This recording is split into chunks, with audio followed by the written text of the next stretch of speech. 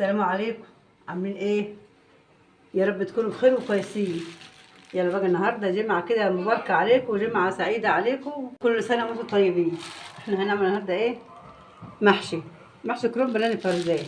ماشي. طبعا مفرزين الكرنب، شايفين اهو.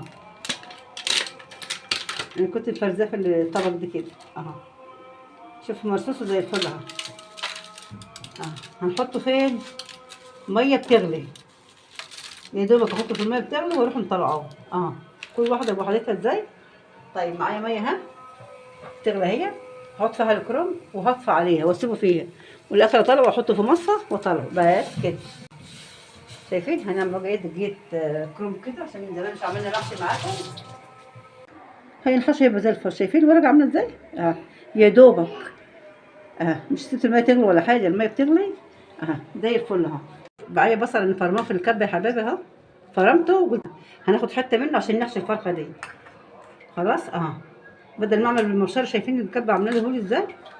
ده بقى هنعمل بيه المحشي. هنعمل النهارده محشي. معانا الفرخه اهي هنتبلها الاول عشان نبللها الميه، وهنشوف هنعمل ايه مع بعض. فلفل اسود، 7 بهارات، بص حبه جنزبيل. اي فراخ تعمليها حط عليها جنزبيل، مش حبه ملح كده حلوه روعه روعه روعه كده. نقلب هنا كده. دي فرخه تسمين بس حلوه يعني، بتاعت 2 كيلو حاجه. خلاص ندخلها كده. خلاص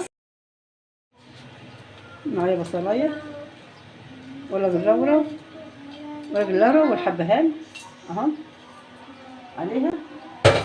فلفل اسود اللي مش هحطه الا بعد ما تغلي. ماشي. انا هعلي عليها معلقين عالية عليها جزرية وطماطمية. خلاص يا حبايبي، هنحبه كده نحط الفلفل الاسود ونحط الملح بس ما تغلي مرتين كده. هنولع هنا نعمل الصلصة دي بقى. احنا معانا صلصة مفرزينها.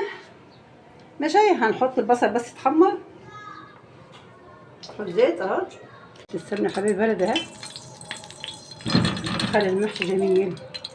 معلقة بابريكا، حبة فلفل اسود، حبة كزبرة هنحط البصل.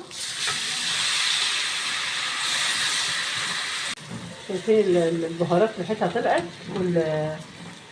والبابريكا بتحمر الحاجة تخليها جميلة، وهي تحطها كده على السمنة أو على الزيت.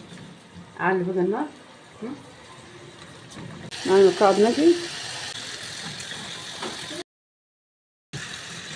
حطيت الفلفل الاسود يا حبايبي.